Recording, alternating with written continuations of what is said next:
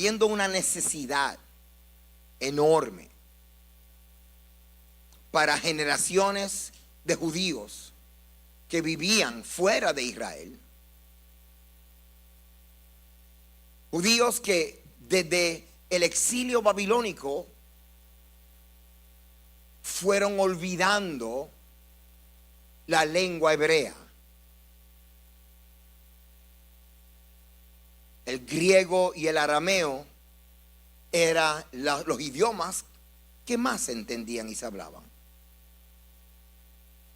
El hebreo, y por eso se le dice la lengua santa o sagrada, se preservó porque se mantuvo viva en las liturgias. Así que en el templo las oraciones eran en hebreo.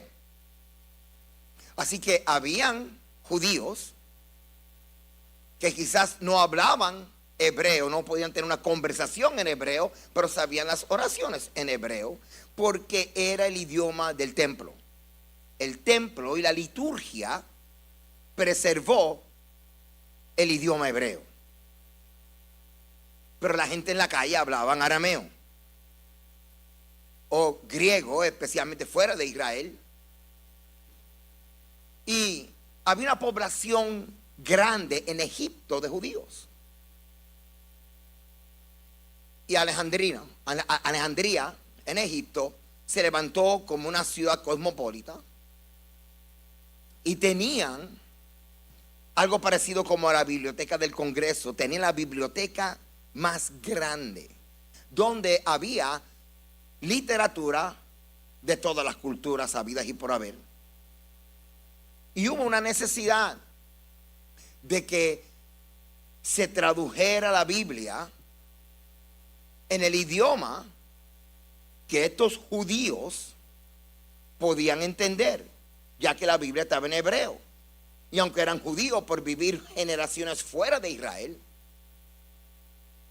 se les había olvidado y solamente hablaban griego y lo más uno que otro arameo. Así que surge la propuesta y mandan a buscar aproximadamente 70 a 72 eruditos hebreos para que tradujeran la Biblia hebrea al griego, para que todos pudieran leerlo y entenderlo. Cuando esto está ocurriendo en el área de Babilonia, entre Siria y Babilonia, donde estaba la comunidad judía más grande desde el exilio, se levantaron los maestros que luego se reconocían como los sabios y rabinos de Israel y protestaron. Dijeron: no traduzcan la Biblia hebrea. Y cuando digo Biblia hebrea, estoy hablando no solamente del Pentateuco, o sea, la Torá, sino desde Génesis hasta Malaquías en la forma que está organizada, porque para el tiempo de Cristo era hasta Crónicas. Crónicas era el último. El orden estaba un poquito invertido, pero para mantener las cosas sencillas, todo lo que es el Antiguo Testamento. Y surgió la protesta y dijeron: no lo hagan. ¿Por qué? Porque ustedes saben que hay palabras hebreas que no tienen traducción. Y si tratan de traducir, la traducción no va a hacer justicia a la palabra hebrea. Se va a perder, diluir y distorsionar la esencia del concepto hebreo en las palabras que guardaban la palabra hebrea. Pero como quiera lo hicieron porque había una gran necesidad. Había tantos judíos que querían leer su Biblia, pero no sabían hebreo. Al ellos entonces traducirlo al griego, se encontraron con los retos de que habían palabras que representaban conceptos únicos de Israel, de los hebreos, conceptos que no se encontraban en la cultura griega. Así que pudieron traducir algunas palabras, otras palabras no se pudo traducir. lo que hicieron fue que buscaron un equivalente, un sinónimo, algo parecido. Entonces, cuando abrimos esa versión terminada del hebreo al griego que se llama la Septuaginta entonces tiene palabras traducidas y equivalentes. ¿Por qué esto es importante nosotros saberlo? Porque de esa Septuaginta es que muchos de nosotros tenemos traducciones de la Biblia. Y no es lo mismo una traducción del hebreo que del hebreo al griego, del griego entonces al alemán, inglés y español. Que fue básicamente la trayectoria de las traducciones. Una de las palabras que más sufrió transformación fue la palabra fe. Fe se tradujo utilizando una palabra griega llamada pistis. Y pistis, el concepto es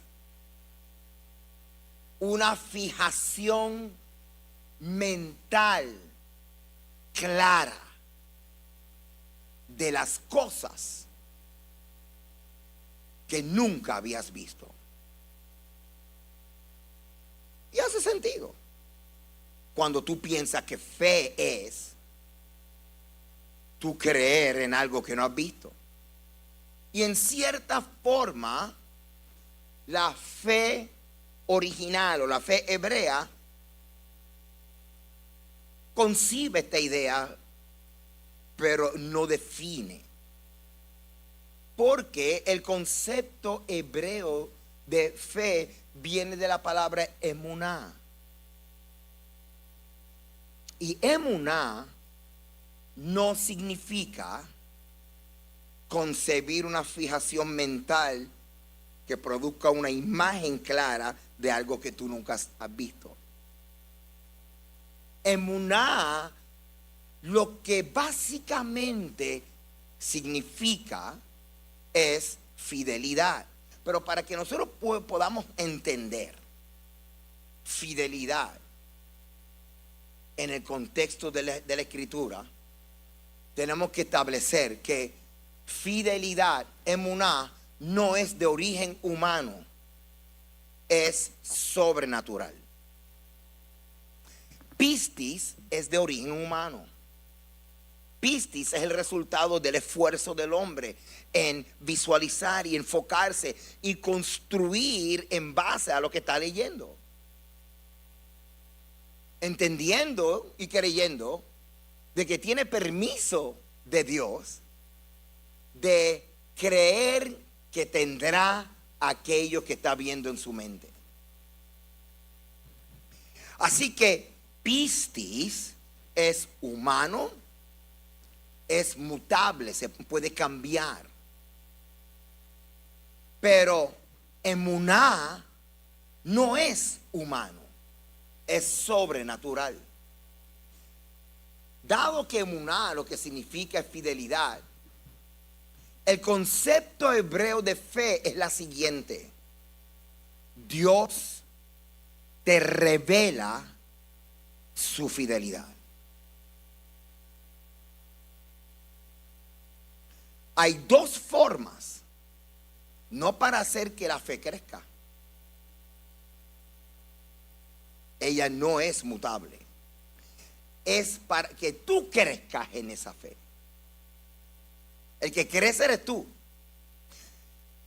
Hay dos formas de crecer en emuná o en el testimonio de la fidelidad de Dios. Número uno, estudiando las Escrituras. Y número dos, la más que a la gente le encanta, pasando pruebas. ¿Cuántos se sienten entusiasmados con la fe hebrea? ¿Ok? Así que emuná no es que crece, el que crece eres tú. emuná no es mutable.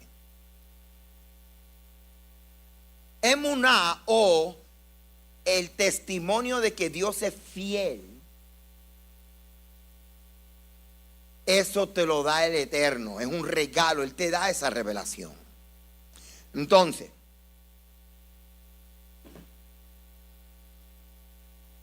el objetivo principal de emuná, de la fe hebrea, es que tú puedas creer que Dios existe. Lamentablemente, en el concepto hebraico o en la mente hebrea, tener fe es casi imposible. No se dice ten fe. Nuestra relación con la fe hebrea es reconocer que existe Dios. Antes nos metían la presión. Es que tú no tienes fe. Tienes que tener fe. Y en el esfuerzo de uno creer en Dios, uno a veces se lastimaba porque al no ver resultado, ¿qué es lo que uno hacía? Se autocastigaba y diciendo, es que yo no tengo fe. Sin embargo,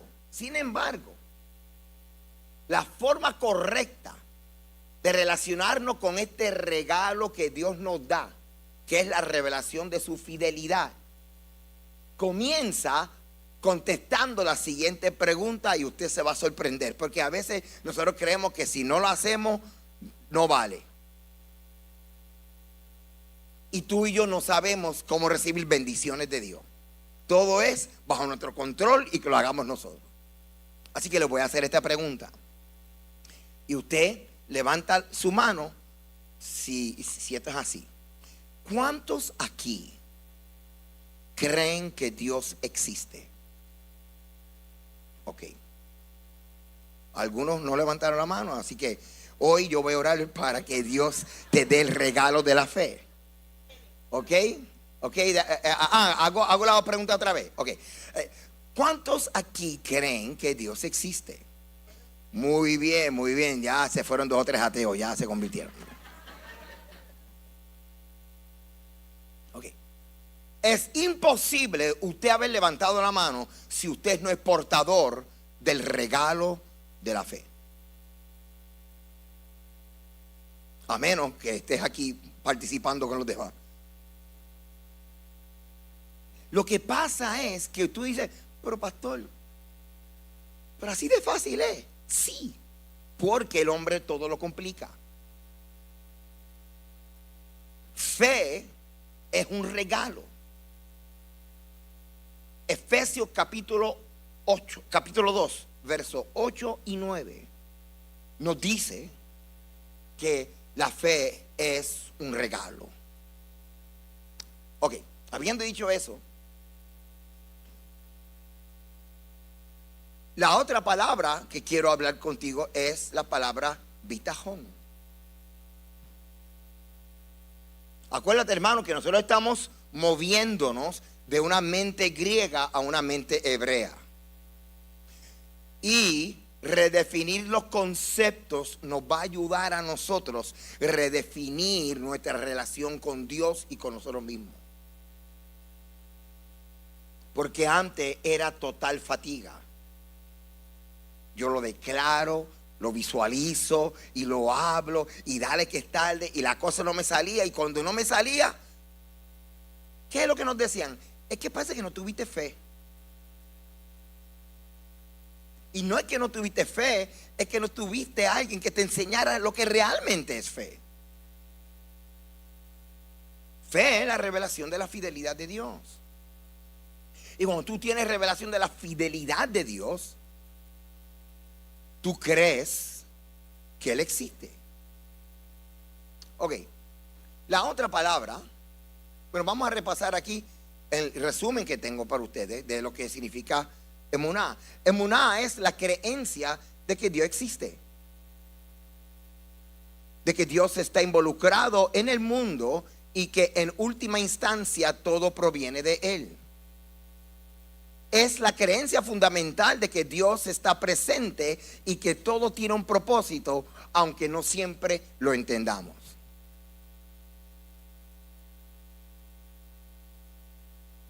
Yo me acuerdo que antes, cuando yo operaba en la otra fe, esta fe que lo declaro, yo quiero un carro azul y que tenga los asientos brown y que tenga la goma cuadrada y que funcionen como redonda. Esa es una super fe.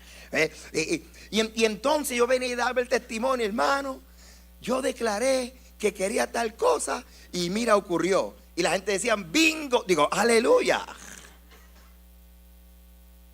Entonces a veces se reforzaba con los testimonios que uno decía, wow, mira, y yo escribí cuando estaba soltero que quería una chica así, así, así, así. Y mira, fue así, y todo el mundo, wow, qué poderoso. Y los que tenían pareja miraban para el lado, yo no tengo nada de fe. A mí lo que me salió fue fuego aquí. Entonces nosotros comenzamos a definir fe y a medir fe fuera del contexto original. Y lo que estaba produciendo en nosotros no era gozo. No estaba produciendo en nosotros confusión y condenación. Porque no recibíamos lo que yo estaba confesando. Y lo único que nos decían es que tienes que tener más fe.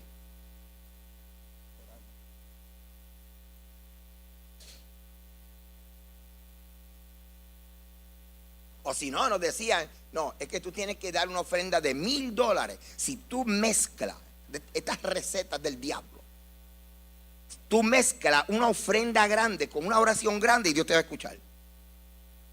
No, porque la ofrenda tú lo das de gratitud, porque Dios no es un casino. Ni él tampoco está diciéndote las bendiciones valen $1,000. Todo ha sido, hermano, una manipulación que nos ha alejado de lo que realmente Dios espera de nosotros. Entonces, esto es importante. Mientras yo estaba en este concepto de fe, declarando y visualizando y atando y paralizando y todas estas cosas que hacíamos, yo escuchaba otros hermanos, especialmente de iglesias tradicionales históricas, entiéndese, bautistas, presbiterianos, etcétera, que no estaban en la línea del neopentecostalismo donde yo estaba. Y ellos hablaban diferente acerca de la fe. Y yo los criticaba y la fe de ellos estaba más cerca de la fe bíblica. Porque ellos decían, pues que sea lo que Dios permite. Y yo escuchaba eso y yo decía, pero qué persona más conformista. No, yo declaro esto. Y yo desato esto. Y yo declaro que va a ser así. Y los hermanitos, pues que sea lo que Dios quiere. Y yo, pero ¿cómo que sea lo que Dios quiere? Tenemos que nosotros tomar autoridad y declararlo. Y los hermanitos, pues lo que Dios quiere. Entonces, si no me salía como yo declaraba, yo entraba en depresión. Y yo veía que los demás hermanitos, si no les salía como yo pensaba, ellos seguían igual, pues lo que Dios quiso. Y seguían alabando a Dios. Aquí hay algo que no está funcionando. Y aprendimos entonces que la enseñanza de la fe basado en declarar y desatar y visualizar viene de una escuela que no tiene nada que ver con la Biblia. Así que fe es un regalo que Dios te da, que te capacita a ti creer y saber que Él existe. Ahora, confianza, la palabra bitajón, confianza es cuando nosotros creemos que Dios nos ayudará, que Dios nos ayuda activamente, que nos guiará en nuestra situación específica. No es solo creer que Dios está ahí, que sería emuná, sino también confiar en que Él está involucrado en nuestra vida personalmente y tiene un plan que es bueno para nosotros, incluso en tiempos difíciles. Vamos a traer vamos a simplificarlo para que puedas verlo un poquito más concreto. Emuná, entonces, lo podemos resumir: la capacidad sobrenatural de creer que Dios existe. Pero eso es un regalo que Dios te da. ¿Ok? Tú no necesitas confirmar que Dios existe con hallazgos arqueológicos, ni leer un montón de libros, porque no vas a poder confirmar que Dios existe, ni aun con el método científico. Dios se revela y Él revela su fidelidad.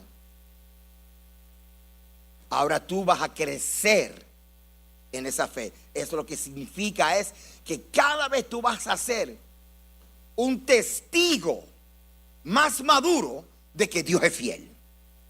¿Y cómo es que tú creces siendo un testigo fuerte de que Él es fiel? Estudiando las Escrituras y pasando pruebas.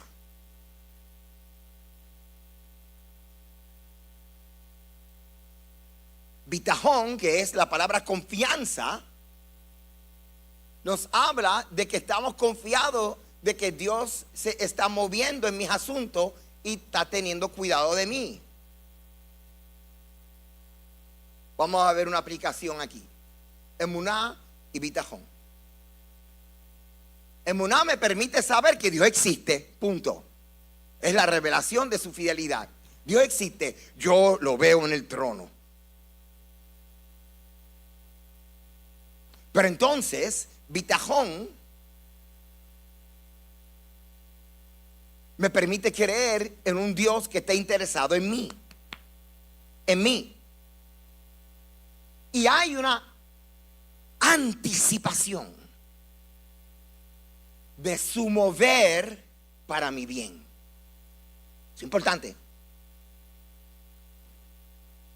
Si esa anticipación de que Dios se va a mover a tu favor está conectada a emuná, créeme que los seminarios de motivación siempre son buenos, pero si no los logras tener, vas a sobrevivir en esta vida, porque es una anticipación basado en la fidelidad de Dios. Así que emuná me permite ver a Dios en su trono, Él existe. Bitajón me permite ver a Dios moviéndose en mis asuntos. Emuná me permite entender que Dios existe. Bitajón me permite ver a un Dios que le interesa mis asuntos. Yo sé que esto no es tan fácil, porque en el proceso de reaprendizaje tenemos que matar una cosa. Pero de eso se trata. El proceso de la mente griega a la mente hebrea no va a ocurrir de la noche a la mañana. Pero tenemos que sacar el tiempo para estudiar otra vez estos conceptos, pero en la luz de la mente hebrea. Así que, repasando, la fe bíblica no es atar y desatar y confesar y no. La fe bíblica es la revelación de la fidelidad de Dios. Veo a Dios en su trono, Dios existe. La confianza bíblica, veo a Dios cuidándome. Aunque Él no haga lo que yo esperaba, veo a Dios cuidándome. Siempre voy a estar con la certeza de que Dios me está cuidando, de que Dios siempre quiere lo mejor para mí. Amén. Ok. Vamos a ver algo interesante. Vamos a ver si ustedes ahora, después de haber aprendido el concepto de emuná y de bitajón, que Dios existe, Dios es, Él está y Él está interesado en mis asuntos. Él está envuelto en mis asuntos. Vamos a ver si ahora nosotros podemos entender Romanos 8:28. Y sabemos que a los que aman a Dios, todas las cosas les ayudan a bien. Esto es, a los que conforme a su propósito son llamados. Ahora podemos entender este texto, porque cuando leemos esta porción, que todas las cosas nos ayudan para bien, incluye las cosas que tú esperabas que ocurriera y las cosas que tú no esperabas que ocurrieran. Es ahí donde cuando tú miras tu vida y tú ves que hay cosas que no salieron como tú esperabas, aunque tu reacción inicial es el famoso tantrum. ¿Cuántos saben lo que es el tantrum? No era un rey egipcio. Tantrum. Bien egipcio. ¿A cuántos adultos le ha dado tantrum? Pero por dentro. Por fuera dice, no, está bien. Y por dentro...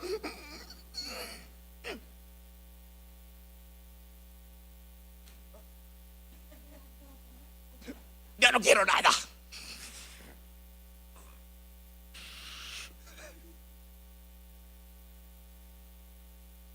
Un día de esto, cuando las cosas no te salgan como tú esperabas y no haya tantrum, te vas a acordar de las palabras del apóstol Pablo.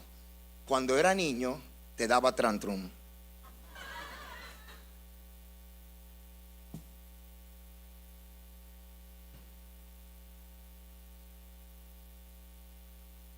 Sabemos que a los que aman a Dios todas las cosas les ayudan a bien. Esto es, a los que conforme a su propósito son llamados. Dios moverá todas las cosas en la dirección de su propósito. Y no necesariamente en la intención de lo que tú quieres. Así que en este caminar con el Eterno, el enfoque principal no es lo que tú quieres, sino tú descubrir lo que Dios quiere para ti. Y tenemos que hacerlo, hermano, con bitajón, con confianza. Porque no podemos acercarnos a Dios como el que a veces no quiere poner las cosas en oración porque siente que Dios le va a tirar un balde de agua fría. Lo que está pidiendo. Ay, Señor, no me atrevo a ponerte esto en oración porque siento que tú me vas a decir que no. Así que mejor déjame a mí y tú sálvame en el camino. Dios moverá todas las cosas en la dirección de su propósito. Así que una de las cosas que yo voy a querer hacer es conocer el propósito de Dios para mi vida. Y esto es tan sencillo como desde lo macro hasta el micro. Si tú eres parte del pueblo de Dios, el propósito de Dios para ti es ser luz a las naciones. Es el propósito, la misión de Israel que está establecido por el profeta Isaías. Luz para las naciones. ¿Y cómo se es luz para las naciones? Permitiendo que la gente vean al Eterno a través de ti. Los atributos de Dios, la bondad de Dios, la misericordia de Dios. Y una vez que tú cumples esto, podemos hablar acerca de el propósito particular que Él tiene contigo, porque el apóstol Pablo trae esta revelación impresionante, donde Él trae la metáfora del cuerpo e Israel. Y dice que cada uno de nosotros somos miembros del cuerpo, que tenemos una función particular. Así que ahí nace entonces el deseo de yo saber cuál es la función mía. Y si yo soy pierna, yo soy oído, ¿cuál es mi función? Porque si tú no sabes cuál es tu función, tú puedes morir espiritualmente por falta de uso, por falta de servicio.